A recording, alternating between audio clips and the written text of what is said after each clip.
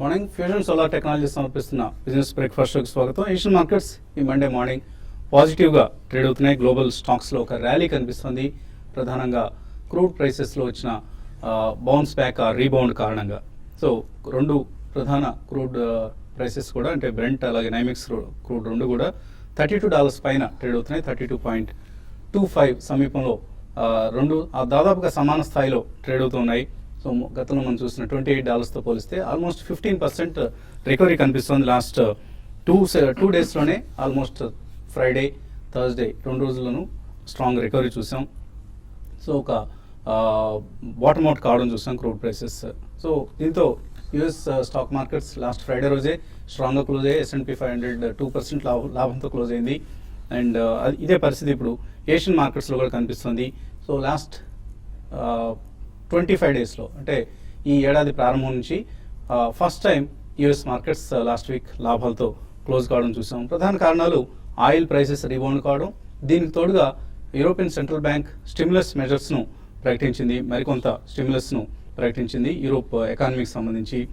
దాంతో కొంత మార్కెట్స్లో ఒక పాజిటివ్ ట్రెండ్ కనిపిస్తుంది. అలాగే స్నో స్టామ్ ఇన్ యూఎస్లో ఇప్పటిదాకా వింటర్ చాలా పేలవంగా ఉంది, చలి ఎక్కువగా లేదు అనుకునే సమయంలో ఒకసారిగా స్నో స్టామ్స్ వచ్చాయి. అక్కడ యుఎస్ అంతా కూడా హిమరికాగా మారిపోయిందంటూ మనం తెలుగు పేపర్స్లో కూడా వార్తలు చూస్తాం. దీంతో మళ్ళీ అక్కడ క్రూడ్కి ఆర్ గ్యాస్కి కొంత డిమాండ్ రావటం ఫలితంగా క్రూడ్ ప్రైసెస్లో కొంత రీబౌండ్ మనం చూస్తున్నాం. దీనికి తోడుగా ఓపెక్ ప్రొడక్షన్ కట్స్ కూడా ప్రకటించింది. ఇరాక్, నైజీరియా, సౌదీ అరేబియా లాంటి కంట్రీస్ నుంచి వీక్ అవుట్పుట్ కనిపిస్తుంది. వీటన్నిటి ఫలితంగా మొత్తం మీద క్రూడ్ ప్రైసెస్లో వర్స్ట్ అయిపోయిందన్న ఒక ఫీలింగ్ మార్కెట్స్లో కనిపిస్తుంది. బట్ ఇప్పుడే చెప్పలేము మనం, ఇంతకుముందు $20కి వచ్చేసింది క్రూడ్ ప్రైసెస్ అన్న అంచనాలు ఉన్నాయి. అది ఒకవేళ మళ్ళీ ఆ పరిస్థితి వచ్చినా కూడా ఆశ్చర్యపోవడం అవసరం లేదు. ఎందుకంటే ప్రతి ర్యాలీలో కూడా ఆయిల్ ప్రొడ్యూసింగ్ కంపెనీస్ వాళ్ళ అవుట్పుట్ని పెంచుకొని స్టాక్స్ని మార్కెట్లోకి విడుదల చేసే ప్రయత్నం చేస్తుంటాయి. సో దీంతో సప్లై డిమాండ్స్ మధ్య ఉండే వ్యత్యాసం ప్రైసెస్ను రూల్ చేస్తూ ఉంటుంది. సో కేర్ఫుల్గా ఉండాలి. ఒకసారిగా ఎగ్జూబరెన్స్ పనికిరాదు. మన మార్కెట్ సంబంధించి ఒక గ్రీన్ డే చూడబోతున్నాం. షార్ట్ కవరింగ్ బౌన్స్ బ్యాక్ రాబోతుంది. ఫ్రైడే రోజే మనం చూసాం చాలా స్ట్రాంగ్గా మార్కెట్స్ బౌన్స్ బ్యాక్ కావడం, షార్ట్ కవరింగ్ చూసాం. అండ్ రేపు మన మార్కెట్స్ సెలవు కాబట్టి ఈ వారంలో 4 ట్రేడింగ్ సెషన్సే ఉన్నాయి. అండ్ ఎక్స్పైరీ వీక్ ఇది. థర్స్డే రోజు మార్కెట్స్లో మనం జనవరి సిరీస్ ఎక్స్పైర్ కాబోతుంది. ఈ సిరీస్లో ఇప్పటిదాకా మనం చూస్తే నిఫ్టీ 6.5% తగ్గింది. మిడ్ క్యాప్ ఇండెక్స్ సుమారుగా 9% ఈ సిరీస్లో తగ్గడం చూసాం. బేర్స్ ఆధిపత్యం కొనసాగుతుంది జనవరి సిరీస్కి సంబంధించి. సో ఒకవేళ షార్ట్ కవరింగ్ వల్ల మార్కెట్స్లో 7600 లాంటి లెవెల్స్ మనం చూసినా కూడా ఇప్పటికప్పుడే బుల్స్ మళ్ళీ వాళ్ళ ఆధిక్యాన్ని కనపరిచే అవకాశం కనపడలేదు. సో కేర్ఫుల్గా ఉండాలి. ఎఫ్ఐఎస్ బిహేవియర్ చూస్తే ఫ్రైడే రోజు కూడా 700 కోట్ల రూపాయలు సెల్లింగ్ చూసాం. ఈ సిరీస్లో ఇప్పటిదాకా ఎఫ్ఐఎస్ నుంచి 13,500 crores వర్త్ స్టాక్స్ని వాళ్ళు క్యాష్ మార్కెట్స్లో అమ్మడం చూసాం. ఇదే సమయంలో domestic institutional investors 11,400 crores worth స్టాక్స్ని కొనడం చూసాం. సో ఆల్ నాలుగు రెండు సుమారుగా ఒక 1,000-1,500 కోట్ల డిఫరెన్స్ మినహాయిస్తే ఎఫ్ఐఎస్ అమ్ముతూ ఉంటే డొమెస్టిక్ ఇన్స్టిట్యూషనల్ ఇన్వెస్టర్స్ కొంటూ వస్తున్నారు. ఇది కొంతవరకు మార్కెట్స్ నష్టాలను కొంత కంట్రోల్ చేసిందని చెప్పుకోవచ్చు. అదర్వైజ్ ఇండిసెస్ మరింతగా పడిపోయేవి. ఈ సిరీస్ మొత్తం మీద మనం నష్టాలతోనే ముగిసే అవకాశం కనిపిస్తుంది. ఇప్పుడున్న 6.5% కాకపోయినా కనీసం ఒక 3-4% నష్టంతో నిఫ్టీ క్లోజ్ అయ్యే అవకాశం కనిపిస్తుంది. సో Q3 ఎర్నింగ్స్ సీజన్ కూడా కొనసాగుతుంది. మిక్స్డ్ బ్యాగ్ అని అనుకోవచ్చు. ఫ్రంట్ లైన్ కంపెనీస్లో, లార్జ్ క్యాప్ కంపెనీస్లో మనం రిజల్ట్స్ నెగిటివ్గా ఉండడం చూస్తున్నాం. బట్ కొన్ని select mid cap companies results పాజిటివ్గా పోస్ట్ చేస్తూ ఉన్నాయి. సో బిగ్ నేమ్స్ డిసప్పాయింట్ చేసినా కూడా కొంత మిడ్ క్యాప్ కంపెనీస్లో లైక్ లాస్ట్ వీక్ కూడా మనం చూసాం వీకెండ్లో ఫోర్స్ మోటార్స్ లాంటి కంపెనీస్ నుంచి స్ట్రాంగ్ రిజల్ట్స్ రావడం చూసాం. సో రిజల్ట్స్ సీజన్ కేర్ఫుల్గా వాచ్ చేయండి. పోర్ట్ఫోలియోస్ని ఎప్పటికప్పుడు క్వాలిటీ కంపెనీస్తో నింపే ప్రయత్నం చేయండి. ర్యాలీస్లో జంక్ స్టాక్స్ నుంచి బయటపడే ప్రయత్నం చేయడం ఇప్పుడున్న పరిస్థితిలో ఉత్తమమైన విధానంగా చెప్పుకోవచ్చు. ఇంకా మార్కెట్స్ పరిస్థితి గురించి మాట్లాడేందుకు మనతో అనలిస్ట్ శేషు సిద్ధంగా ఉన్నారు. అలాగే ఆంధ్రప్రదేశ్ ప్రభుత్వానికి ఎన్ఆర్ఐ ఇష్యూస్లో అడ్వైజర్గా ఉన్న వేమూరి రవికుమార్ ప్రసాద్ గారు కూడా మనతో ఉన్నారు. ముందుగా మార్కెట్ పరిస్థితి ఒకసారి చూద్దాం. సో ఎటువంటి ఎక్స్పైరీలోగా ఈ ట్రేడర్స్ కావచ్చు లేదా షార్ట్ టర్మ్ ఇన్వెస్టర్స్కి ఎటువంటి సలహా ఇస్తారు? ఎక్స్పైరీ లోపల మార్కెట్స్ అనేవి కొన్ని ఈ లెవెల్స్ నుంచి కూడా కొంత పెరగచ్చు. ప్లస్ దాంతోపాటు షార్ట్ కవరింగ్ అనేది మనకి మార్కెట్లో రావడానికి అవకాశం ఉంది. ఈ సిరీస్ కానీ చూస్తే రైట్ ఫ్రమ్ ద బిగినింగ్ మనం చూస్తాం హెవీ షార్ట్స్ అనేది, తర్వాత పుట్ ఆప్షన్స్ తీసుకోవడం ఎక్కువ ఆప్షన్స్ వైపు ఉంది కాబట్టి ఈ ప్రాఫిట్ బుకింగ్ అనేది రైట్ ఎవరైతే పుట్స్ రైట్ చేశారో వాళ్ళందరూ కూడా కవరింగ్ రావడానికి అవకాశం ఉంటుంది. కాబట్టి క్లోజర్గా 7550 ఈవెన్ 7600 లెవెల్ కూడా టెస్ట్ చేసినా కూడా ఆశ్చర్యపోని అవసరం లేదు. కాబట్టి స్మాల్ ఇన్ని రోజులు మనం చెప్పాము సెల్ అండ్ ర్యాలీస్ అని చెప్పాము, బట్ ఇక్కడ నుంచి ఏంటంటే ఒక స్మాల్ డిప్ వచ్చినా కూడా బై చేసుకోవచ్చు. ఈవెన్ గ్లోబల్ మార్కెట్ కూడా కొంచెం మనకి చూసాము, కొంచెం ఈ హెవీ కరెక్షన్ నుంచి కొంచెం ఆగడం చూసాము. కాబట్టి మనం నెక్స్ట్ వచ్చే కొద్ది రోజుల్లో కూడా మార్కెట్స్ కొంచెం అప్ అండ్ కొనసాగే అవకాశం ఉంది. మరి ముఖ్యంగా F&O క్లోజింగ్ మనకి 3 రోజులే ఉంది కాబట్టి చాలా వరకు వైండింగ్ షార్ట్ కవరింగ్లో ఏవైతే షార్ట్స్ ఉన్నాయో అవి వైండింగ్ అన్వైండింగ్ వచ్చే అవకాశం ఉంది. కాబట్టి దాన్ని దృష్టిలో పెట్టుకుని లాంగ్ పొజిషన్ తీసుకోమంటాను. మరి ముఖ్యంగా హై బీటా స్టాక్స్లో లాంగ్ పొజిషన్ తీసుకోండి. ఇమీడియట్గా ఇక్కడ నుంచి 5 to 6% పెరిగే స్టాక్స్ చాలా ఉన్నాయి. తర్వాత మెటల్ కౌంటర్స్లో బాగా వీక్ ఉన్న హిండాల్కో ఒకటి 72 ఉంది ప్రజెంట్ ప్రైస్, దాన్ని 70 రూపీస్ దగ్గర స్టాప్ లాస్ పెట్టుకొని 78 to 80 రూపీస్ దాకా రావచ్చు నెక్స్ట్ ఫ్యూ డేస్లో, దాన్ని లాంగ్ పొజిషన్ తీసుకోమంటాను. తర్వాత IRB ఇన్ఫ్రా ఒకటి కూడా 230 దగ్గర స్టాప్ లాస్ పెట్టుకొని 245 to 250 రూపీస్ దగ్గర రావడానికి అవకాశం ఉంటుంది. ఈవెన్ బ్యాంక్ నిఫ్టీ కూడా చూస్తే చాలా వరకు దాదాపు PSU బ్యాంక్స్ అన్నీ కూడా మల్టీ ఇయర్ లోస్లో ఉన్నాయి. కొంచెం ఒక బౌన్స్ బ్యాక్ రావచ్చు. ఆ ట్రేడర్స్ ఎవరైతే ప్రొఫెషనల్ ట్రేడర్స్ ఉంటారో వాళ్ళు మాత్రమే ఈ బౌన్స్ బ్యాక్లో ఎగ్జిట్ అవ్వాలనుకుంటే మాత్రమే బై చేయండి. బట్ ఓవరాల్ మార్కెట్స్ పరంగా చెప్పాలంటే నెక్స్ట్ ఫ్యూ డేస్ మార్కెట్స్ కొంచెం వోలటాలిటీ అనేది పెరిగినా కూడా మార్కెట్స్ క్లోజర్గా కొంచెం అప్ అండ్ ఉండే అవకాశం ఉంది. ఆ 7480 దగ్గర రెసిస్టెన్స్ ఉంటుంది. అది కానీ క్రాస్ అయిందంటే 7580 ఆ లెవెల్ దాకా రావచ్చు. కాబట్టి ఎవరి డిప్లో బై అని చెప్తానండి. మార్కెట్స్ పరిస్థితి ఇలా ఉంటే వినూత్నమైన పరిపాలనా విధానాన్ని ముందుకు తీసుకెళ్లడంలో ఆంధ్రప్రదేశ్ ప్రభుత్వం అనేది ఎప్పుడు ఒక విభిన్నమైన శైలి. ఇప్పుడు తాజాగా ఆంధ్రప్రదేశ్ చెందిన నాన్ రెసిడెంట్ తెలుగు వారి కోసం, ప్రవాసులైన తెలుగు వారి కోసం ఆంధ్రప్రదేశ్ ప్రభుత్వం NRT కార్ప్ అన్న పేరుతో, అంటే నాన్ రెసిడెంట్ తెలుగుస్ కార్పొరేషన్ అన్న పేరుతో ఒక కొత్త సంస్థను ప్రారంభిస్తుంది.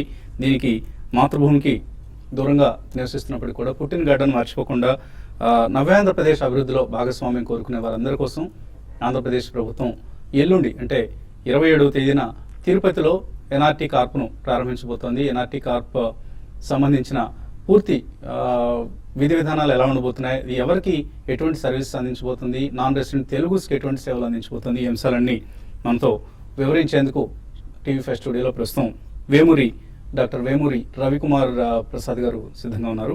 సో రవి గారు, good morning and welcome to TV5. Last week మనం ప్రవాస భారత్లో NRL కోసం కొన్ని అంశాలపై వివరణ అందించాము.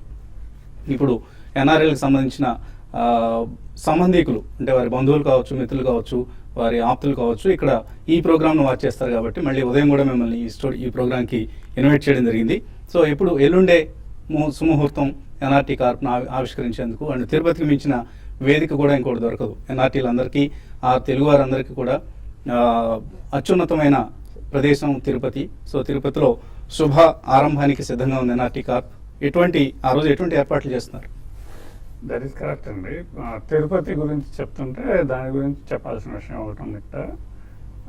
మేము ఈ చంద్రబాబు గారు మమ్మల్ని ఈ NRT కార్పొరేషన్ అనేది పెట్టి he wanted us to build a bridge between the non-resident Telugus and the local community here.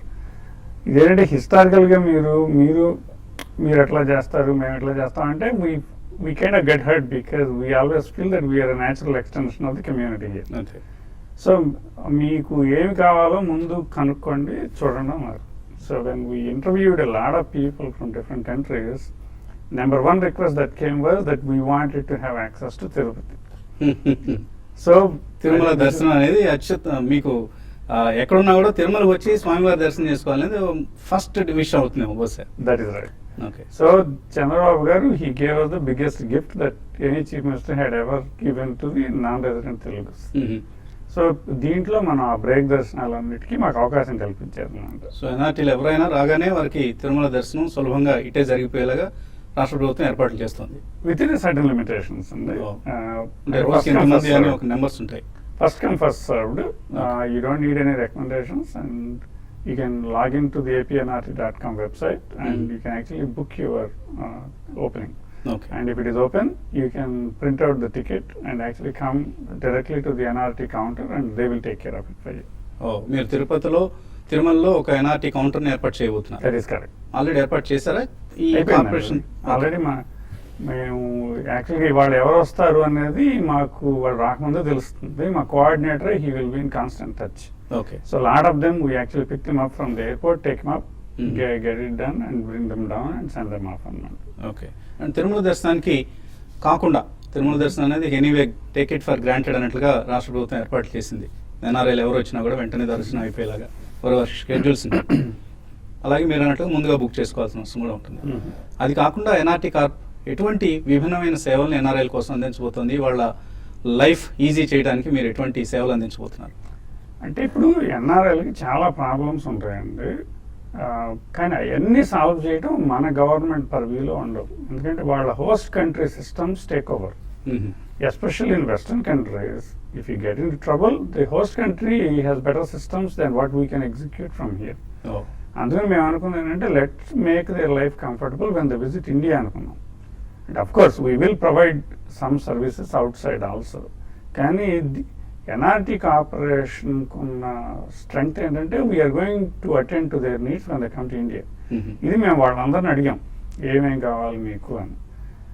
OCI cards ఉన్నాయి అనుకోండి, పేపర్ మీద చాలా తేలిగ్గా ఉంటుంది తీసుకోవడం. కానీ వెబ్సైట్లో ఉన్న నీడ్స్కి మీరు యాక్చువల్గా అక్కడ వెళ్తే ఆఫీస్లో అడిగే వాటికి సంబంధం ఉండదు. ఏంటంటే వెబ్సైట్ ఇంకా అప్డేట్ చేయలేదండి అంటారు. అందుకని ఏం చేస్తున్నాం అంటే మేము we went to the system, we interviewed people who went couple of times, then we wrote standard protocols. వాళ్ళు కనుక మాకు ఫోన్ చేస్తే మేము వాళ్ళని గైడ్ చేస్తాం. So there will be only one visit to the office. You still have to go in person once. కానీ multiple visits లేకుండా పోతాయి అన్నమాట. అట్లాగే మీ పాస్పోర్ట్ పోయింది అనుకోండి, lot of us don't even know where to call. Indian passport ఉంటే, okay. ఎందుకంటే ఇప్పుడు మీకు యుఎస్ పాస్పోర్ట్ ఉంటే మీకు పోతే there is one common number that you call within a week you get it. మన ఇండియాలో ఏంటంటే అంత స్ట్రాంగ్గా ఉండదు సిస్టమ్. అందుకంటే వాళ్ళ టైం సేవ్ చేయడం కోసం మాకు ఫోన్ చేస్తే మేము చేస్తాం అన్నమాట. అట్లాగే biggest thing that people ask is parental assistance అండి. ఇప్పుడు 1990s కదా మన తెలుగు భూమి వచ్చి అందరూ వెళ్ళింది అక్కడికి. ఇప్పుడు majority of them have parents that are getting into the late 60s and 70s. అందరికీ వాళ్ళని టేక్ కేర్ చేయాలని ఉంటుంది. ఫిజికల్గా దెర్ ఆర్ లిమిటేషన్స్. పేరెంట్స్ రమ్మని అడుగుతాము, వీళ్ళు అక్కడికి రారు. ఎందుకంటే వీళ్ళకి బోర్ కొడుతుంది అక్కడ. కరెక్ట్. సో దానికోసమని వీఆర్ ట్రైంగ్. ఇక్కడ government itself won't provide the service అండి. What we are doing is we are identifying the vendors and we'll provide quality assurance. అంటే we rate their quality and we follow them up. అట్లాగే travel services ఉన్నాయి అనుకోండి, India రాగానే బోల్డ్ అని tourism డాలర్లు ఖర్చు పెట్టాలని ఉంటుంది వచ్చే వాళ్ళకి. ఖర్చు పెట్టడం కోసం కాదు, వరల్డ్ అంతా చూస్తున్నాము, we want to see India అని. కానీ రిలయబుల్ వెండర్స్ ఉండడం కష్టం అండి. దేర్ ఆర్ గుడ్ వెండర్స్, కానీ మీరు ఏదన్నా చేస్తారు, మీరు కొంటారు, వెళ్తే మీకు నచ్చదు, but there is no one to turn to. అందుకని ఎన్ఆర్టీ ఏం చేస్తుందంటే we're going to get those vendors, evaluate them, make sure they meet the western standards. చేసుకుంటారు. వాళ్ళ మీద కంప్లైంట్స్ వస్తున్నాయి అనుకోండి, then we follow them up. ఇప్పుడు ఏంటంటే any vendor before he offers the price, he also knows that there is going to be a governmental agency that will come after them if they don't meet the expectations. And basically we want to identify the clean vendors, top quality vendors that can meet NRT expectations and then promote them అన్నమాట. Okay. So ఎన్ఆర్టీకి సంబంధించి ఇంకా పూర్తి వివరాలు అలాగే విశ్లేషణ తెలుసుకోబోయే ముందు business breakfast షోలో చిన్న బ్రేక్ తీస్తున్నాం.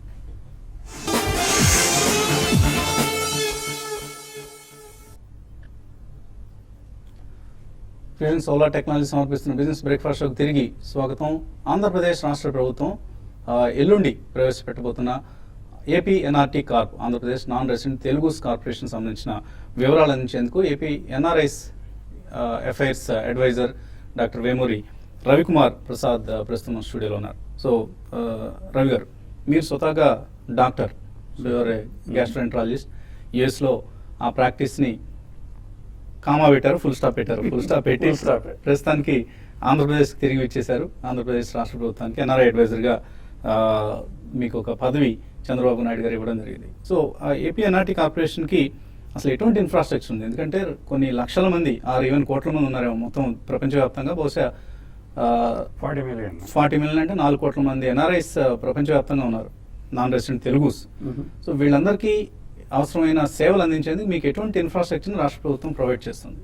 అంటే తెలుగు వాళ్ళు ఉంది యాక్చువల్గా 4 million అండి, అంటే 1 million ఫ్యామిలీస్ ఉన్నాయి. 40 లక్షల మంది ఉన్నారు. Some of them are more needed than the others. Okay, అంటే సెకండ్ జనరేషన్, థర్డ్ జనరేషన్ అందరు కదా. బాగా సెటిల్ అయిపోయి ఉన్న వాళ్ళకి ఎటువంటి ఇబ్బంది వచ్చినా వాళ్ళంతా వాళ్ళు చూసుకోగలరు. బట్ కొద్దిగా మిడిల్ క్లాస్ అటువంటి వాళ్ళకి మీ సేవలు ఎక్కువగా అవసరం అవుతాయి.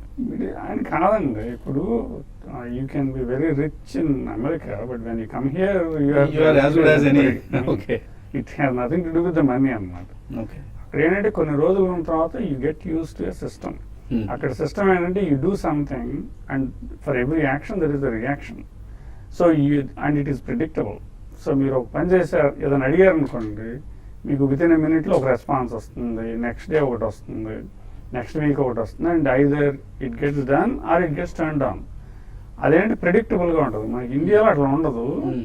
మనం అడిగామంటే చేస్తామంటారు, కానీ ఒకసారి జరగవు. ఎందుకంటే కొద్దిగా ఇన్ఫ్లుయెన్స్ ఉంటే జరుగుతుంటాయి. ఇక్కడ కూడా ఎమ్మెల్యే గారు, మినిస్టర్ గారు, ఎంపీ గారు తెలిస్తే పని బాగానే జరుగుతుంది. బట్ తెలియని వాళ్ళకి మరీ అయోమయం అయిపోతుంది పరిస్థితి. అంటే అది మీరు కరెక్టే మీరు అంది, అదే కొంచెం నెగిటివ్ సైడ్. ఇప్పుడు మీరు ఏ రూమ్ లోకి చూసినా కొన్ని చోట్ల డార్క్ గా ఉంటుంది, కొన్ని చోట్ల బ్రైట్ గా ఉంటుంది కదా. ఓకే, బ్రైట్ గా చూస్తే బ్రైట్ కనబడుతుంది, డార్క్ చూస్తే డార్క్ కనబడుతుంది.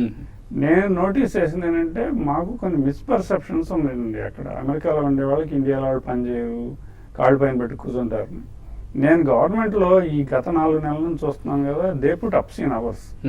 అమెరికాలో ఉన్న డాక్టర్లు పెట్టే అవర్స్ వీళ్ళు పెడతారు, ఇంకా ఎక్కువ కూడా వర్క్ చేస్తారు ఇక్కడ.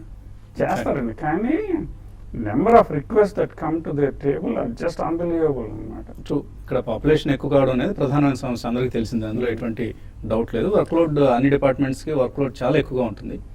సో వాళ్ళకున్న లిమిటేషన్స్ లో పనిచేయడం అనేది కొన్నిసార్లు కుదరపోవచ్చు, కొంచెం కష్టం. అంటే నాన్ రెసిడెంట్ ఎక్స్పెక్టేషన్స్ పనిచేయడం కొంచెం కష్టం. వాళ్ళు అక్కడేమో బెటర్ సిస్టమ్స్ చూస్తుంటారు, అమెరికా లాంటి దేశాలు ఎస్పెషల్లీ. మేబీ గల్ఫ్ లాంటి దేశాలతో పోలిస్తే మళ్ళీ ఇక్కడే బెటర్ గా ఉంటుంది. అయి ఉండొచ్చు ప్రాబబ్లీ. అది సీఎం గారు ఐడెంటిఫై చేశారండి. ముందే ఉన్న ఎగ్జిస్టింగ్ సిస్టమ్స్ లో with in the government infrastructure to provide the services to the extent that they expect is not going to be possible అని.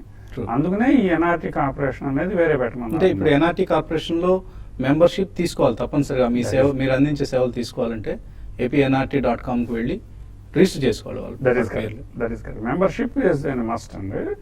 టు యూజ్ ఎనీ ఎంత చార్జ్ చేస్తారు దానికి? Membership is free as of today అండి. Future లో depending on the budgetary constraints we might decide to do something. So దీనికి అవసరమైన సొమ్ము మొత్తాన్ని ప్రస్తుతానికి రాష్ట్ర ప్రభుత్వం సమకూరుస్తుంది. That is right.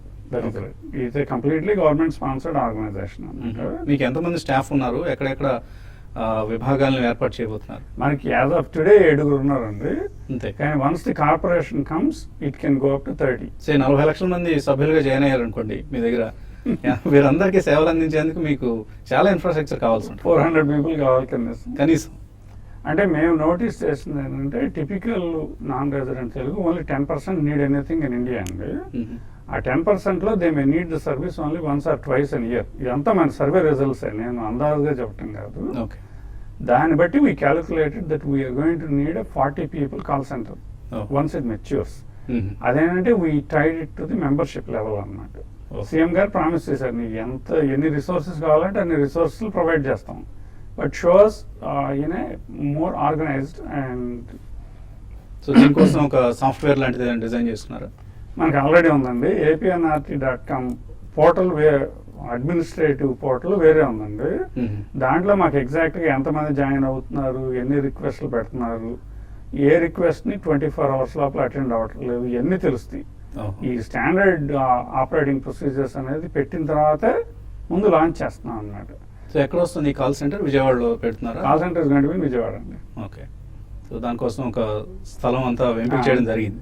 చేశారు. ఇంతకంటే పెద్ద గిఫ్ట్ ఏంటంటే సీఎం గారు మాకు యాక్చువల్గా ఇవన్నీ హౌస్ చేసుకోవడానికి ఒక బిల్డింగ్ కట్టుకోవడానికి స్పేస్ కూడా ఇస్తా అన్నారు అక్కడ. ఎన్ఆర్ఐ భవన్ అంటున్నారు. That is right.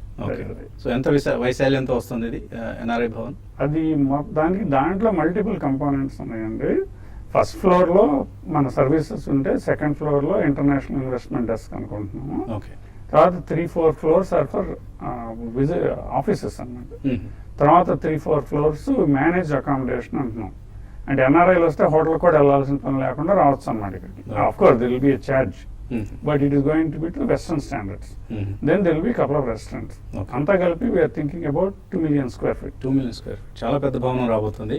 అండ్ మనకి టైం మించిపోయింది. ఇన్ఫ్యాక్ట్ ఇంకా చాలా విషయాలు మనం డిస్కస్ చేయొచ్చు, but maybe NRT corporation establish అయిన తర్వాత మనం మరిన్ని విశేషాలు అందించే ప్రయత్నం చేద్దాం. బట్ బ్రీఫ్గా చెప్పండి, స్మార్ట్ విలేజ్ స్మార్ట్ వార్డ్ అనేది చంద్రబాబు నాయుడుకి ఒక అభిమానం ప్రాజెక్ట్, పెట్ ప్రాజెక్ట్ అని చెప్పుకోవచ్చు. సో దానికి ఎన్ఆర్ఐస్ ఎటువంటి కంట్రిబ్యూట్ చేయబోతున్నారు? ఇది స్మార్ట్ విలేజ్ అనేది డ్రీమ్ ప్రాజెక్ట్ అండి ఎన్ఆర్ఐకి. ఇక్కడ నుంచి ప్లేన్ ఎక్కగానే ఏక్ స్టార్ట్ అవుతుంది, ఐఎమ్ లివింగ్ మై కంట్రీ అని. Then it also comes with some guilt, నేను వదిలేసాను, నాకు ఇవన్నీ ఉన్నాయి, నా ప్రజలకు లేవు అని. Everybody wants to contribute. This is a beautiful platform అన్నమాట. సో ఎంతమంది ప్రస్తుతం సిద్ధంగా ఉన్నారు స్మార్ట్ విలేజ్ ప్రాజెక్ట్ కంట్రిబ్యూట్ చేయడానికి, అడాప్ట్ చేసుకోవడానికి కావచ్చు, లేదా అట్లీస్ట్ కొంత మానిటరీ సపోర్ట్ ఇవ్వడానికి? మన లాస్ట్ ఇయర్ మన టూర్కి వెళ్ళినప్పుడు 1800 మంది సంతకం పెట్టారండి. Out of that 362 people already signed and they did the service. దానికి బ్రిక్స్ అండ్ మోటార్ రెడీ చేస్తున్నాం అండి ఇప్పుడు. అంటే ఏదైనా చేయాలంటే డైరెక్ట్ గా క్రెడిట్ కార్డ్ స్వైప్ చేసి చేయగలగాలి. That is the kind of system we're developing. ఒక అకౌంట్ క్రియేట్ చేసి ఆ అకౌంట్ నుంచి మీరు ఇక్కడ ఉండే స్మార్ట్ విలేజెస్ కి స్మార్ట్ వార్డ్స్ కి సపోర్ట్ ఇవ్వబోతున్నారు. That's right. Okay Ravi garu, time లేదు మనకు, లేకపోతే చాలా విషయాలు ఇంకా చర్చించాల్సిన అవసరం ఉన్న సబ్జెక్ట్ ఇది. సో APNRT.comలో ఇవాళే ఎన్ఆర్ఐలు అందరూ, ఒకవేళ ఎన్ఆర్ఐలు ఈ అంశాన్ని గుర్తించకపోయి ఉంటే ఇక్కడ ఉన్న వారి బంధువులు, స్నేహితులు, ఆప్తులు గుర్తు చేయండి. APNRT.comలో మీ ఎన్ఆర్ఐ సభ్యుల్ని, కుటుంబ సభ్యుల్ని కావచ్చు, స్నేహితులు కావచ్చు, సభ్యులుగా చేర్పించండి. వారికి APNRT కార్ప్ వారికి అవసరమైన అన్ని సేవలు అందించేందుకు సిద్ధంగా ఉంది.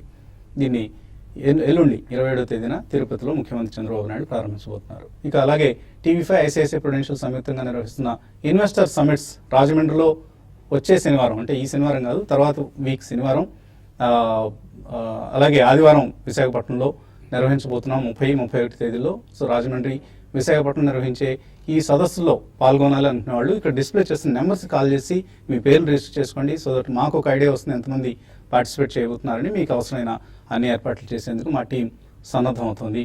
సో తప్పనిసరిగా ఈ అవకాశాన్ని మిస్ చేసుకోకుండా రాజమండ్రి చుట్టుపక్కల ప్రాంతాల వాళ్ళు రాజమండ్రికి, విశాఖ చుట్టుపక్కల ప్రాంతాల వాళ్ళు విశాఖకు వచ్చే ప్రయత్నం చేయండి.